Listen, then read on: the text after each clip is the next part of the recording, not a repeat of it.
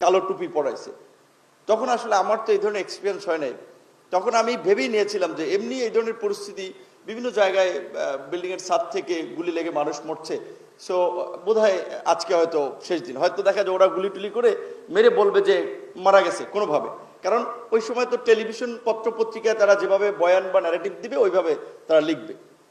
আমি তখন আপনার আসলে কার্যত যেটা মুসলমান হিসেবে আমরা দোয়া দুরুদ পড়তেছিলাম, আল্লাহর কাছে ক্ষমা চাইতেছিলাম যে বোধহয় এটাই লাস্ট দিন। কতক্ষণ পরে গাড়ি স্টার্ট করলো, খুব হাই মিউজিক, আমি জানি না, অর্থাৎ পরে আমি বুঝতে পারছিলাম যে আমাকে কোথায় নিয়ে যাওয়া হচ্ছে। মানুষের সেন্সে অনেক ক্ষেত্রে ধরেন একটা পরিচিত জায়গা দিয়ে আমাকে যদি হাতিরঝিল কিংবা গুলশান কিংবা ধানমন্ডির দিকে নিয়ে যায়, অনেক এলাকা আমরা ওই এলাকার গাড়ির হর্ন সাউন্ড, বিভিন্ন প্রেক্ষাপট, নীরবতা, এগুলো দেখে আমরা ট্রেস করতে পারবো যে হয়তো আমি এই এলাকায় আছি। এই কারণে বোধহয় খুব হাই মিউজিক দিচ্ছে, কারণ না হলে তো মিউজিক দেওয়ার কথা না। তারপরে রাতে যেখানে নিয়ে গেল ওই চোখ বাঁধাই অবস্থায়, এবং আপনার ওই যেই আয়নাঘরের যে চিত্রটা দেখালো, ঠিক আসলে এরকম সাইজেরই ঘর, পাশে এক কোনায় বাথরুমের ব্যবস্থা আছে। আমার তো ওইখানে যে হ্যান্ডকাপ পড়েছে, যে হ্যান্ডকাপ সহ চোখ বাঁধা ওই অবস্থায় আসলে আমি রাত্রে আপনার নিচে।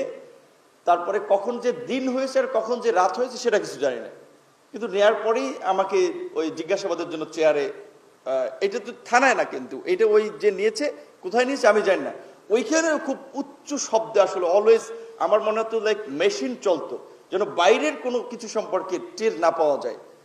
তো ওইখানেই তারা পরে হ্যান্ডকাপ খুলে দিল, বলল যে ভাত দিয়েছিল একটু, সাথে একটু ভর্তা, একটা ডিম ভাজি, যে একটু খাও। একটা লোক ছিল আসলে, ওই লোকটা ভালো, উনি বোধহয় ঢাকা ইউনিভার্সিটি, আমার মনে হচ্ছিল ওনার কথাবার্তাতে, উনি বলতেছিল যে নূর খা ভাই, কিছু করার নাই, এ কপালে লেখা আছে, খাইতে হবে, না খাইলে মরবি। তো এইটা একটা মানে কি বলবেন, আপনার আপনার সম্পর্কের জোর থেকে এরকম কথা বলা। তো তখন আমি মনে করছি এই লোকটা একটু ভালো, উনি খাবার টাবার দিয়ে যায়।